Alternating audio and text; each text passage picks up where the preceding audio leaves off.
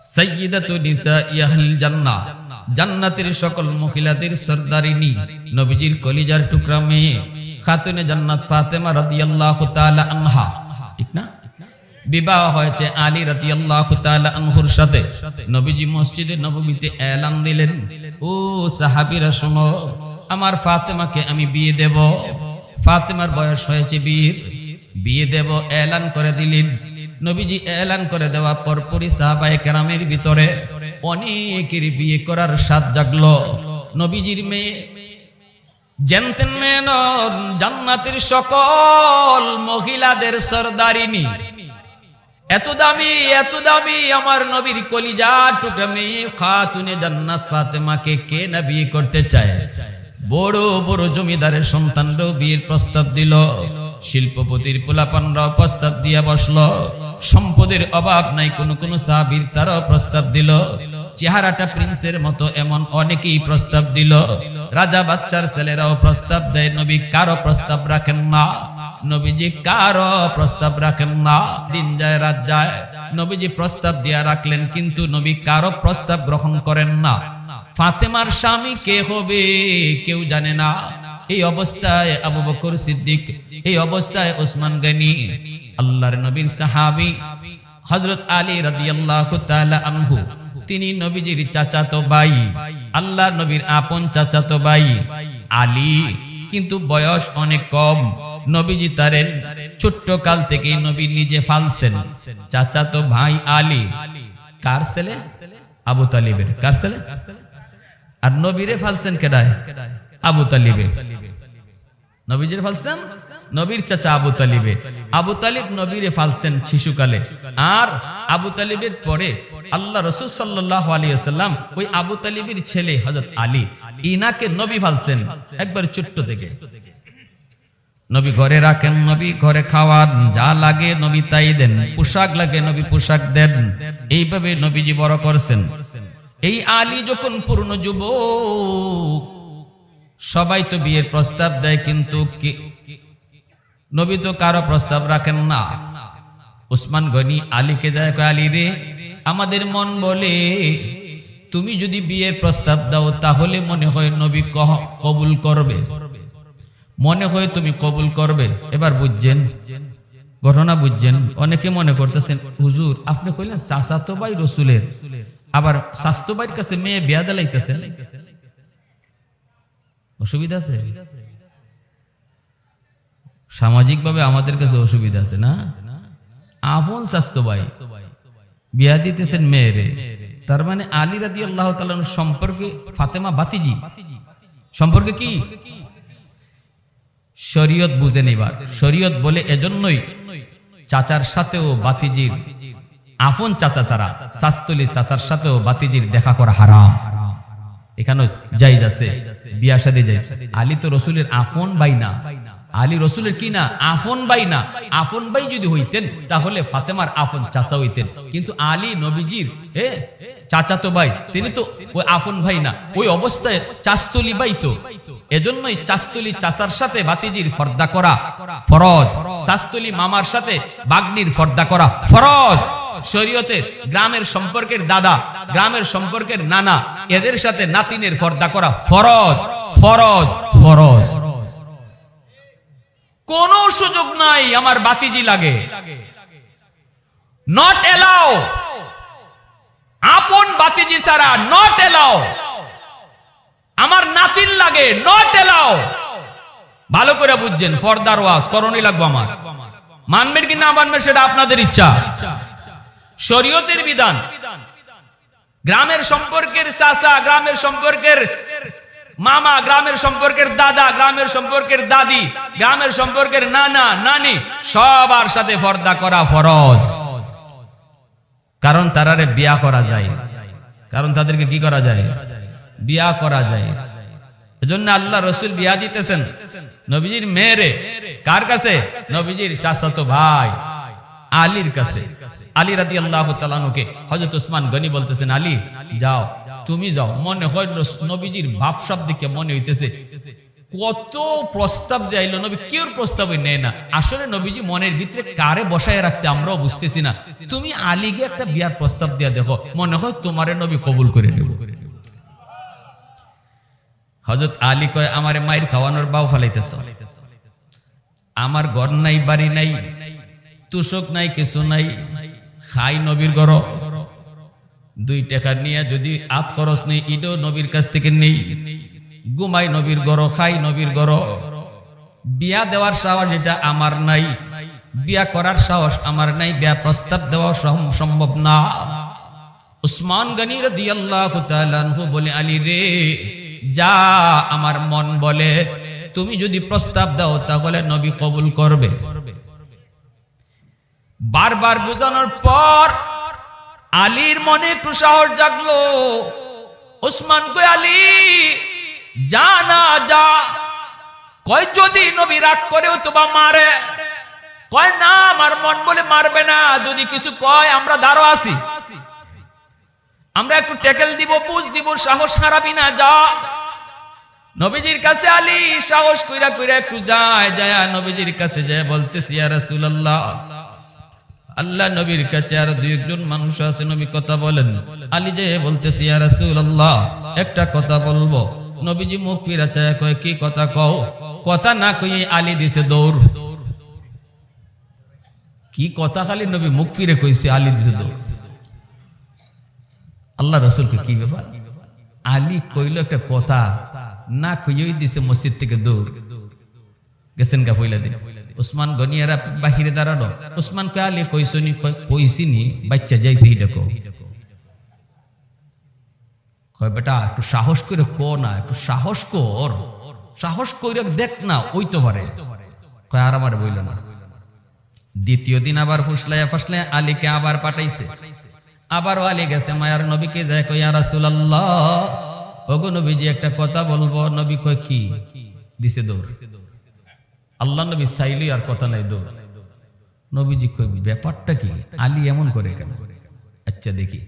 তৃতীয় দিন যখন আবার সাহাবীরা বুঝায় পাঠাইছে, আর উসমান গনি কয়, আজকে তোমার দ্বারও বোয়া থাকবো, আমরা তোমার পাশেই বসা থাকবো, আমি আবু বকর সব। যদি নবীজি কুচ্ছু রাগ করে অথবা খারাই যায় তোমারে মারার জন্য, তা আমরা তো আসি। যাই কইবেন, ইয়া রাসূলুল্লাহ ভুল করে লিছে, ফুলাফান মানুষ, নবীকে মাফ করে দিলেন, আমরা ধারও আছি, তুমি টেনশন করো না, যাও। উসমান গনিও আসছে, আরো এখানে কয়েকজন আছে। তৃতীয় দিন যখন হযরত আলী গে কইছে, ইয়া রাসূলুল্লাহ একটা কথা বলবো গো নবী।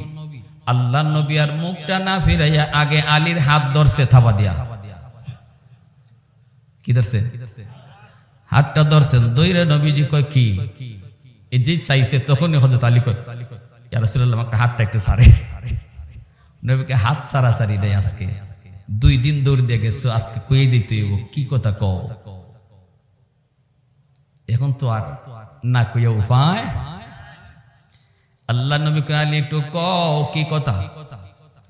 তখন আলী রাদিয়াল্লাহু তাআলা কইব কেমনে? কওয়ার আগে কয়, নবী গো কইসলাম তো কইমু, কিন্তু এখন ভুইল্লা গেছি। কইসলাম তো কইমু, কিন্তু এখন ভুইল্লা গেছি। আল্লাহ নবী কয়, আলী রে ভুলো নাই, ভুললে আবার ইয়াদ করো, সারমু না। ভুললে ইয়াদ করো, কিন্তু সারমু না। এইবার আলী রাদিয়াল্লাহু তাআলা বুঝছে, দরা তো খায়া পড়ছি, কোনই লাগবো, ক ক। তখনই কয়, ইয়া রাসূলুল্লাহ ফাতেমার বিয়ার প্রস্তাব দিয়েছেন আপনি মসজিদে। আল্লাহ রাসূল কহ, দিছি তো। কোন জামাই পাইছো নাকি? কোন জামাতা টামাতা পাইছো? কোন পাত্র পাইছো? আলী আস্তে করে মুস্কি হাসি দিয়ে কয়, নবী গো আমি ওই। আল্লাহ নবী সাথে সাথে মুস্কি হাসি দিয়ে কয়, আলী আয় আমার বুকে আয়। আল্লাহু আকবার। আমার ফাতেমাকে তোমার সাথে বিয়ে দেওয়ার জন্য আমার আল্লাহ আমাকে ইশারা দিছে। আমি তো তোমার প্রস্তাবের অপেক্ষায় ছিলাম। আল্লাহু আকবার, জোরে বলেন। কত রাজা বাদশার ছেলেরাও বিয়ের প্রস্তাব দিল, কারো প্রস্তাবে রাজি হই না। তোমার বিয়ের প্রস্তাবের অপেক্ষায় ছিলাম আমি। আয় আমার বুকে আয়। নবীজি বুকে তুইলা নিলেন, আর বসায় বলতেছেন, আলী রে আমার ফাতেমারে তুই যে বিয়ে করবি, দিবে কি? মোহর আসেনি। আলী কয়, মোহর আবার কিতা? কয় মা বিয়ে করতে হইলে মোহর টোহর দিতে হয় না, নগদ কিছু দিয়া নিতে হয়তো, এটা তো শরীয়তের বিধান মোহর। আলী কয় নবী গো, গতকালকে আপনার এখানে খাইলাম, কখনো খাইয়া আইলাম, আপনার ঘরে কখনো খাইয়া আইলাম, হ্যাঁ তুষক একটা দিছেন আপনি আমারে বানাইয়া কোন রকম খেজুর গাছের পাতা দিয়া, মোহরের টাকা আমি দিমু থেকে, মোহর কি জিনিস তা বুঝি না। আল্লাহর নবী রহমতের নবী কয় আলী, এ আলী বল, আমি যা দিবার তো দিলাম, এবার বল দেখি, নগদ মোহর ছাড়া তো হবেই না, তোর কি আছে? কয় কুস্তুই নাই, কিচ্ছুই নেই আমার, দিমু কি, আমার দেওয়ার মতো কিছু নেই। শরীয়তে যে মোহর ধার্য করছে এটা কি কাগজে লেখবার জিনিস না নগদ দিতে হয়? কুমিল্লার যুবকরা সবে কয় না, সবে কইলে ভাবতেছে বিপদ মরে। আপনার দেওয়ার ক্ষমতা আছে 1 লাখ নগদ, মোহর 1 লাখই লেগাইবেন। অথবা যদি আপনি বাকিতে দেন, প্রতি মাসে যদি দেওয়ার দিয়া এটাকে শেষ করার মতো তৌফিক আপনার থাকে, তাইলে আপনি লেখাইতে পারেন। আর যদি মনে করেন যা মেয়ের বাপে 10 লাখ চাইছে, লেখো 12 লাখ, আমি দিলেন না নাকি 5 লাখ না 12 লাখ চাই না, 12 লাখ কে চাইলা 25 লাখ লেখো। কারণ এটা একটা সিস্টেম হয়ে গেছে, মোহর দেওয়ান লাগে না, দিতে হয় না, এটা কাগজে লেখলেই সারে। শরীয়ত বলে যে স্বামী মোহরের টাকা না দিয়া মারা যাবে, এই স্ত্রী তার যত কলিজার টুকরাই হোক, যত জানের জানি হোক, কিয়ামতের মাঠে এই বিবি আল্লাহর আদালতে স্বামীকে কাঠগড়ায় দাঁড় করাইয়া টাকাটা আদায় করবে। হাসরের মাঠে টাকা থাকবো। কুমিল্লার কোন যুবক আছো রিয়াল লইয়া উঠবে, ডলার? হাসরের মাঠে টাকাও চলবে না, ডলারও চলবে না, রিয়ালও চলবে না, চলবে নেকি। বিবির হাত ধরে কইবা, বিবি গো, ও বিবি একটু দিয়ে দাও, মুখটা মাফ করে দাও। বিবি কইব মাফ চাওয়ার জায়গা হাসরের মাঠ না, মাফ চাওয়ার জায়গা, মাফ দেওয়ার জায়গা ছিল দুনিয়ার জগৎ। ঠিক না? বিবিকে কইব স্বামী, হাসরের ময়দান মায়া দেখানোর জায়গা নয়, হাসরের মাঠে কেউ মায়া দেখাবে না গো। স্ত্রী স্বামীকে মায়া দেখাবে না, স্বামী স্ত্রীকে মায়া দেখাবে না, সন্তান মাকে বিন্দু পরিমাণ মায়া দেখাবে না, মা সন্তানকে মায়া দেখাবে না। ইয়াউমা ইয়াফিরুল মারউ মিন আখিহি ওয়া উম্মিহি ওয়া আবিহি ওয়া সাহিবাতিহি ওয়া বানিহি লিকুল্লি ইমরিইম মিনহুম ইয়াউমা ইযিন শা'নুন ইউগনি। আল্লাহ পাক রব্বুল আলামিন কয়, সবাই যার যার মতো করে বাঁচার চেষ্টা করবে। এজন্য বিবি কইব না আমি মাপ দিব না, বিবি না মা মাপ দাও, মাপ দিব না। তখনই স্বামী কইব, কেন তুমি তো মাপ দিছো? কই দিছি মাপ? কয় বাসর করে মাপ দিছো। বিবি তখন কইব, এটা কোন জাতের মাপ বুঝোনি? আপনাদের বাসর ঘরে মাপ নেওয়ার যা সিস্টেম জানা আসেনি? না থাকলে কইতাম। হ্যাঁ, 10 লাখ টাকা মোহর লেখাইয়া এত দিতে পারবে না। তখন বাসর করে ঢুকছে ঠিকই, বউ তো খাটের মধ্যে বোয়া, হে খাটে উঠে না, স্বামী খাটে না ওইটা, ওই নিচে বসে রয়েছে। তখন বিবি বইতেছে, নতুন বউ চিন্তা পড়ে গেছে, আল্লাহ বিয়া বইলাম, কবুলও কইলাম, কিন্তু জামাই তো আমার খাটে উঠে না, নিচে বইয়ে রয়েছে। কি গো স্বামী, একটু আও না, রাত বাজে গেছে 2টা 3টা, আসেই না। কয় একটু আসো না। কয় কেমনে আই মুখ? কোন কি হইছে? কয় তোমার বাপে 10 লাখ 12 লাখ টাকা মোহর লেখাইছে, এই মোহরের টাকা কেমনে দিমু, আইমুই বা কেমনে? তখন নতুন বিবি পড়ছে বড় বিপদে, হায়রে এখন কি করি? কয়তে কি করতে হইব? কই মোহরের টাকা যদি তুমি মাফ করো তাহলে আমি কাছে আসতে পারি। ওই মাপ নেই। নতুন বিবি বিপদে পড়লো, স্বামীর চেহারা দেইকা হাত ধইরা মা বাবা ভাই বোন সবাইকে চিরদিনের জন্য যেই মেয়েটা পর বানাইয়া বাপের বাড়ির মানুষগুলাকে পর বানাইলো, যেই বাবা এত মায়া করে তারে বড় করলো, যেই মা তারে এত মায়া করে বড় করলো, যেই ভাই যেই বোন তারে এত আদর করলো, সেই মানুষগুলাকে চিরদিনের জন্য মেয়েটা পর বানাইয়া এইবার ওই স্বামীর ঘরের মানুষগুলাকে আপন কইরা স্বামীর হাত ধরে শুধু চলে আসলো। এই ঘরের মানুষগুলা কেমন সে কিছুই জানে না। শ্বশুরের মেজাজ কেমন তা জানে না, শাশুড়ির মেজাজ কেমন জানে না, ননদের মেজাজ কেমন জানে না, দেবরের মেজাজ কেমন জানে না। এই অবস্থায় স্বামীর ঘরে আইসে যদি স্বামী খাটে না উঠে, স্বামী যদি মোহরের টাকা মাপ চায়, কোন বিবি আছে তখন বসে থাকবে? নতুন বউ তখন কয় স্বামী গো সব টাকা মাফ করে দিছি। কি কয়? সব টাকা মাফ করে দিছে। এবার আপনি বলুন এটা মাফ হইছে নি? আওয়াজ দাও না কেন?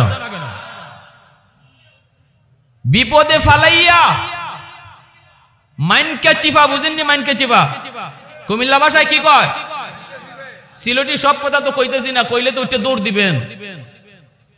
মাইনকা চিফাত ফালাইয়া নতুন বোর কাছ থেকে মোহরের টাকা বাসর করে যারা মাফ চায় নাও, এটা বিন্দু পরিমাণ মাফ হয় না। এটা হইছে ডাকাতি কইরা যাওয়ার সময় মাফ নেওয়ার মতো। আমারে সিলেটে এক জায়গায় ডাকাইতে ধরছে মোটরসাইকেলে, ও তো ফুলাবান এখানে তামসাই করে। হেরা কত হইছে আমরা তাবারুক খাওয়ার সময় আইমু, এই হুজুরে এখানে আমরা কেন ডাকে আর মানুষই বা কেন এখানে বইয়ে রইছে? তাবারুকের সময় সবাই আইলেই হয়। একদল মানুষ আছে খালি তাবারুকের নেশায়, ঠিক কিনা জোরে কন? এরা ওয়াজ নসিহত কোনো উদ্দেশ্য না। আমরা কি তাবারুক খাওয়ার জন্য আইছি না ওয়াজ শোনার জন্য আইছি? কারা কারা ওয়াজ শোনার জন্য আইছেন হাত উঠে আল্লাহরে দেখান। আর যারা তাবারুকের লাগে আইছো এখন যাও গা, আধা ঘন্টা পরে আইও। আর আধা ঘন্টা পরে আমার ওয়াজ শেষ হয়ে যাব, তখন তোমরা আইসো, এখন একটু চলে যাও। প্যারে হাজিরিন, ঢাকাতে আমার দললো মোটরসাইকেলে গেলাম একটা প্রোগ্রামে, এখানে আমার গাড়িটা যায় না। আসার সময় তিনজন মেহমানে আমার আটকাইছে, তাদের তিনজনের মুখোশ পরা, হাতে এত লম্বা লম্বা রান্দা। আমারে বলতেছে হুজুর আপনারা আমরা ভালো করে চিনি, আপনার পকেটে টাকা আছে, আমরা এই নিউজও পাইছি। তারপরে মূলত গিয়ে আমি খবর লইয়া দেখছি আমার যে মোটরসাইকেল ওয়ালা নিচ্ছে ইয়ে ওই ডাকাতের সদস্য, বুঝছেন নি? যে আমারে টিপ লইয়া গেছে এ ওই মূলত হেরার লোক, এই নিউজ ওই দিছে। কয় হুজুর টাকাটা দিয়া দেন, আমরা আপনার গায়ে টাচ করবো না, হাতই দিব না। মুখস্থ পর আমি চিনবো কেমনে? এখন টাকাগুলো আমি দিয়ে দিছি।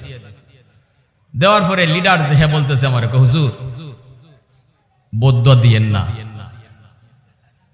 বুঝেন আমার কথা? মা বুঝলাম না। বদুয়া বুঝেন? বদুয়া বদুয়া বুঝেন? হুজুর বদুয়া দিয়েন না। আপনি কি কষ্ট পাইছেন?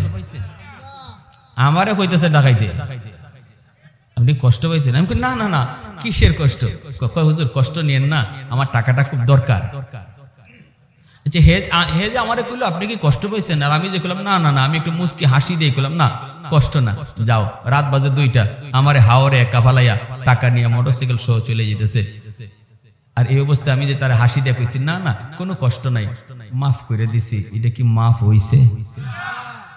বাসর ঘরে নতুন বোর কাছ থেকে যে ডাকাইতে বলতে মাফ নেয়, এটাও ইজাতের মাফ। এজন্য কিয়ামতের মাঠে বউ কইব এটা কোন জাতের মাপ দিছি বুঝো নাই? হজের সবটা দাও, রোজার সবটা দাও, নামাজের সবটা দাও, আমার সওয়াবের দরকার।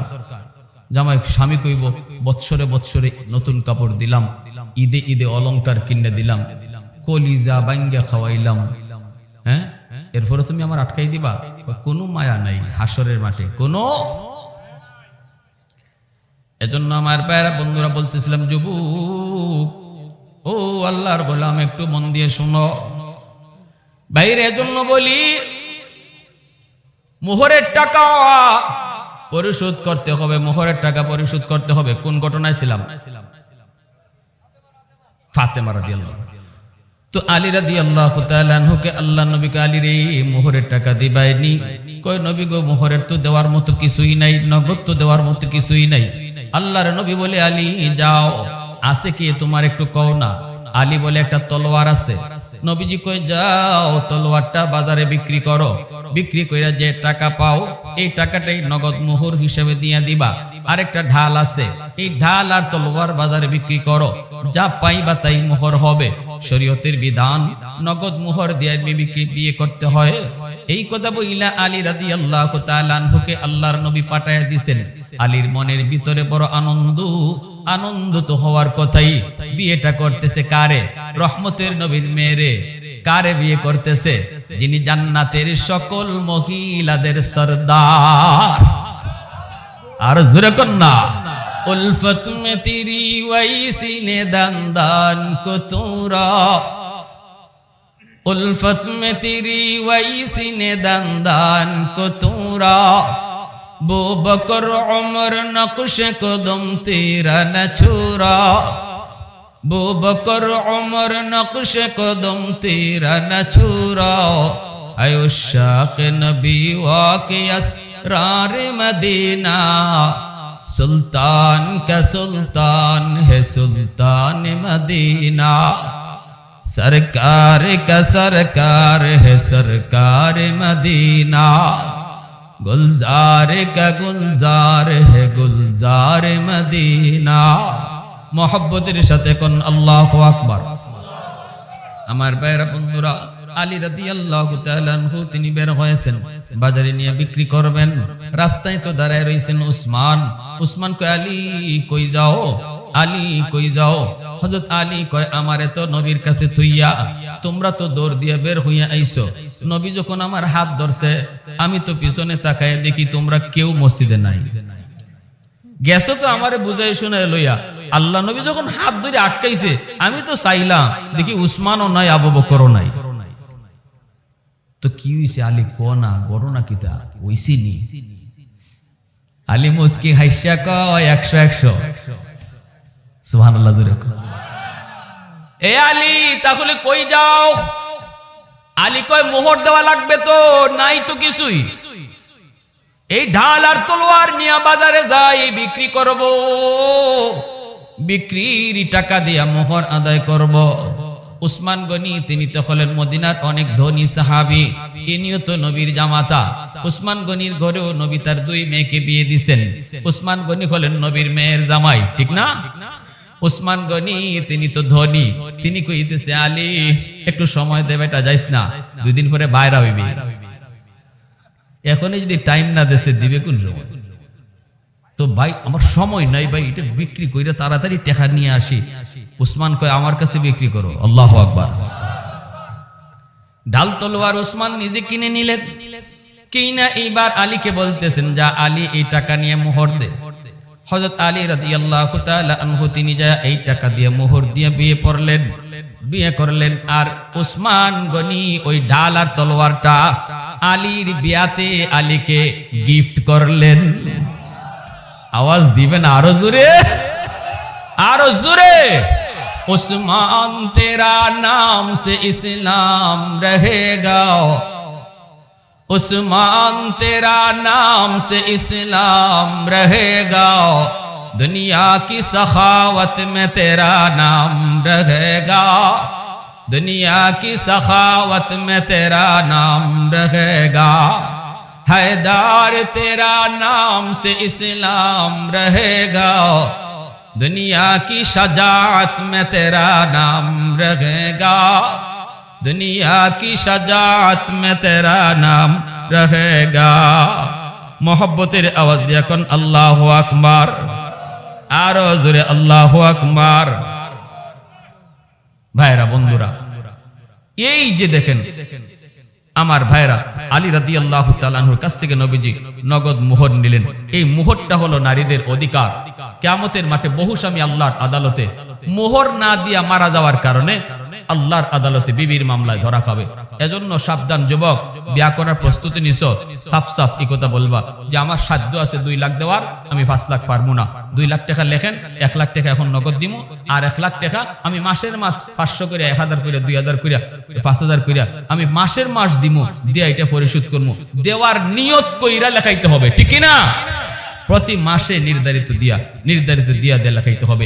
এই যে সুন্নত তরিকায় নবীর এই বিবাহ হইছে আলী রাদিয়াল্লাহু তাআলা খাতুনে জান্নাতের, আল্লাহ ওই ঘরটারে কেমন জান্নাতি ঘর বানায় দিছে, কেমন ঘর বানায় দিছে। ফাতেমার ঘরে খাওয়ান নাই 3 দিন পর্যন্ত। ওই অবস্থায় আল্লাহ রাসূল সাল্লাল্লাহু আলাইহি ওয়াসাল্লামের কলিজার টুকরা মেয়ে নবীজি বিয়া দেওয়ার সময় বলতেছে, ফাতেমা, আলীরে নবী আগে কইতেছে, আলী বিয়া তো দিলাম, কারে বিয়া দিছি জানো তোমার কাছে? আলী বলতেছে, ইয়া রাসূলুল্লাহ আপনার মেয়ে। নবী কয়, আমার মেয়ে না, কও আমার কলিজার টুকরা। আলীরে নবী বলতেছে, আলী ফাতেমা আমার মেয়ে না, শুধু ফাতেমা তো বিজআতুম মিন্নি, ফাতেমা আমার কলিজার টুকরা, আমার কলিজাটা তোমার কাছে দিতেছি। আলী আমার ফাতেমারে কষ্ট দিও না। আর ওইদিকে ফাতেমার হাত ধইরা নবী আড়ালে নিয়ে কইতেছে, ফাতেমা জানো আজ তোমাকে কার হাতে তুলে দিতেছি?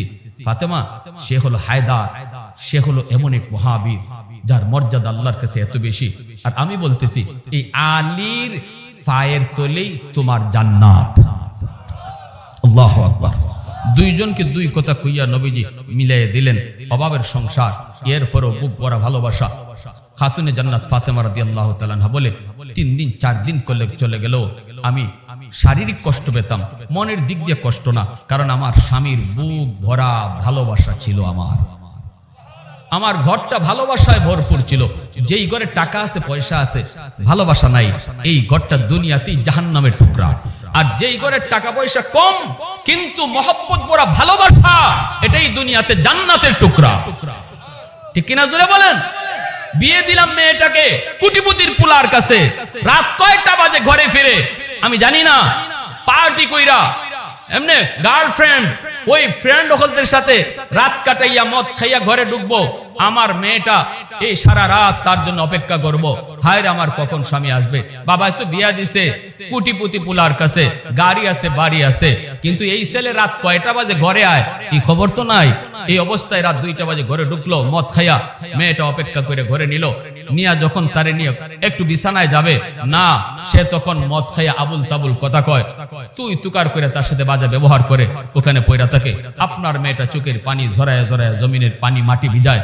আল্লাহ, আমি তো টাকা চাই নাই, আমি তো পয়সা চাই নাই, আমি তো চেয়েছিলাম বুক ভরা ভালোবাসা। একজন স্ত্রীর সবচেয়ে বড় সুখ হলো স্বামীর ভালোবাসা, টাকা নয়, পয়সা নয়, ভালোবাসা। যে স্ত্রী স্বামীর কাছ থেকে পায় না, এটাই তার জীবনের সবচেয়ে বড় কষ্ট আর দুঃখ। এর চেয়ে অভাবী আর কেউ হতে পারে না। এজন্যই রাসূলের ঘরে আবু সুফিয়ানের মেয়ে ছিল উম্মে হাবিবা। আবু সুফিয়ান নবীজির দুশমন, কিন্তু নবীর বিবি উম্মে হাবিবা রাদিয়াল্লাহু তাআলা আনহা ইনি নবীর ঘরে, অথচ বাপ হলো নবীর দুশমন। আবু সুফিয়ান একদিন নিরিবিলি আসছে, গোপনে গোপনে মেয়েটা মুহাম্মদের ঘরে কেমন আছে একটু দেখতে আই, আমি তো মুহাম্মদের সাথে দুশমনি করি, মুহাম্মদের মারতে চাই, না জানি আমার মেয়েটারে আবার কষ্ট দেয় কিনা। রাতের অন্ধকারে আসছে আবু সুফিয়ান মদিনায়। আল্লাহর নবী মদিনার বাইরে দরজা এসে নক করেছে, টুকা দিতেই উম্মে হাবিবা রাদিয়াল্লাহু তাআলা আনহা ভিতর থেকে বলতেছেন, কে? তখন আবু সুফিয়ান বাহির থেকে কয়, বা আমি তোর বাবা। আবু সুফিয়ান সাথে সাথে মেয়েটা দরজা খুলছে, খুলতে পরেই মা, বাবা আর মেয়ের দেখা কতদিন পর। এই আবু সুফিয়ান এই উম্মে হাবিবাকে মেয়েদের ভিতরে সবচেয়ে বেশি ভালোবাসতেন, সবচেয়ে বেশি আদর করতেন। বলতেছে, মা রে, মা আর পারলাম না রে মা, অন্ধকারে আসলাম, কেউ যেন না দেখে, মা তোরে শুধু একটা নজর দেখার জন্য, মা তুই একটু আমাকে বাহিরে রাখবে না একটু ভিতরে ঢুকাবে, মুহাম্মদ কি আছে? উম্মে হাবিবা বলে, না বাবা, তিনি তো মদিনার বাইরে গেছেন। তাহলে কি আমার একটু ভিতরে নিবি? কহ ঠিক আছে আব্বা আসেন। ভিতরে নিছে, নিয়ে আল্লাহ রাসূল যে খাটে শুইতেন, এই খাটে তো তুষক নাই, আছে একটা চাদর বিছানো। উম্মে হাবিবা রাদিয়াল্লাহু তাআলা আনহা, আমার আপনার মা, নবীর পবিত্র বিবি, টান দিয়া চাদরটা তুলে ফেলছেন, এই খাটের মধ্যে বাবারে বসতে বলতেছেন। বাবা কইতেছে, মা আমি কি চাদরটায় বসার যোগ্য না? মা তুই তো আমার আলিশান বাড়ির হালত দেখে আসছো, আমি কি শুধু খাটে বসবো? তখনই মেয়ে কইছিল, আব্বু কষ্ট নিয়েন না, এই চাদরে দু জাহানের সর্দার ঘুমায়,